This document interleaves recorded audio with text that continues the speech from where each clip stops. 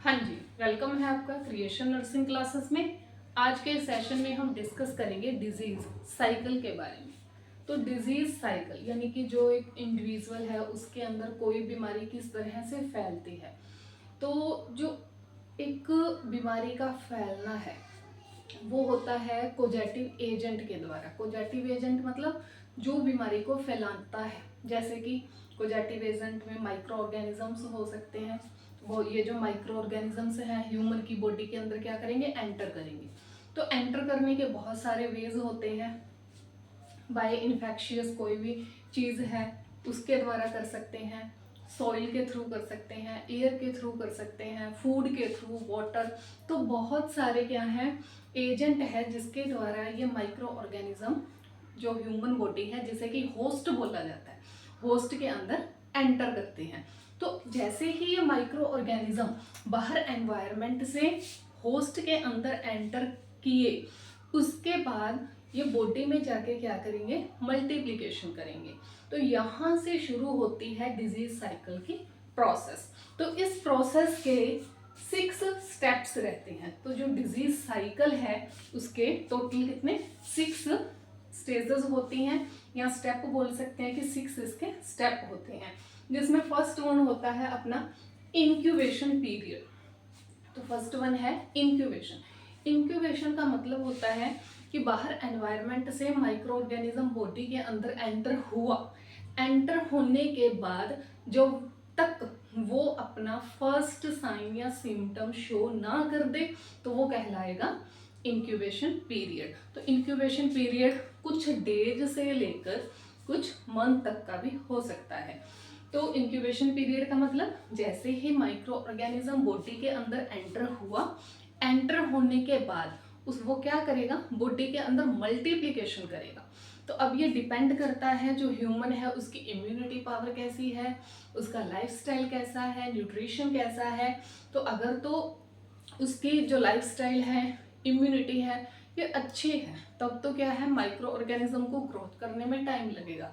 Otherwise उसकी immunity low है, nutrition अच्छा नहीं है, लाइफस्टाइल उसका अच्छा नहीं है, तो बहुत जल्दी माइक्रो ऑर्गेनिज्म बॉडी के अंदर मल्टीप्लाई करते हैं। और जितने ज़्यादा ये मल्टीप्लाई करेंगे उसके बाद ये अपने सिम्टम्स दिखाने शो करेंगे। लाइक फीवर हो गया, फैटिक हो गया, वीकनेस हो गया, वॉमिटिंग हो गया।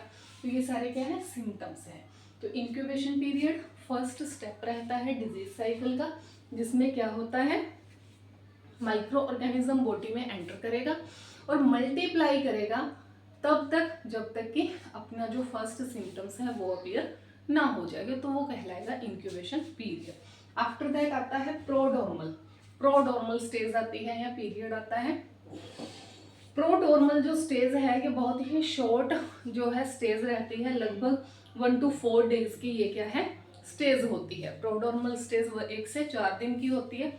होता क्या है इसमें, ये इसमें जो माइक्रो ऑर्गेनिज्म है ये मल्टीप्लाई कर रहे हैं, बहुत ज़्यादा मल्टीप्लाई करते हैं। लेकिन इसमें साइन सिम्टम्स तो अपीयर होते हैं, लेकिन जैसे ही हम डायग्नोज करवाते हैं, डायग्नोज में कोई भी एक डिजीज शो नहीं होती कि हाँ भाई इस बंदे को ये पर्टिकुलर डिजीज हो चुकी है।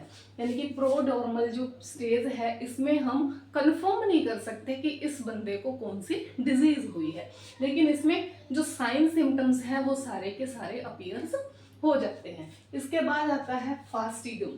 फास्टिगम या फिर इसे इलनेस स्टेज भी बोल देते हैं, फास्टिगम या इसे इलनेस इलनेस पीरियड बोलते हैं। तो बिल्कुल पीक पे होता है ये डिजीज साइकिल के। पीक का मतलब यहाँ पे सारे के सारे डिजीज से रिलेटेड जो सिम्टम्स हैं वो इस स्टेज के अंदर शो होंगे।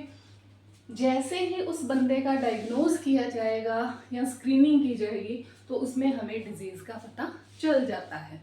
तो फास्टिगम या इलनेस स्टेज वो स्टेज है जिसमें हमें पर्सन की जो डिजीज है उसका पता चल जाता है। यानी कि पीक लेवल जो साइकिल का है वो कहलाएगा फास्टिगम। उसके बाद आता है डेफरवेसेंस। डेफरवेसेंस का मतलब होता है डिक्लाइन होना।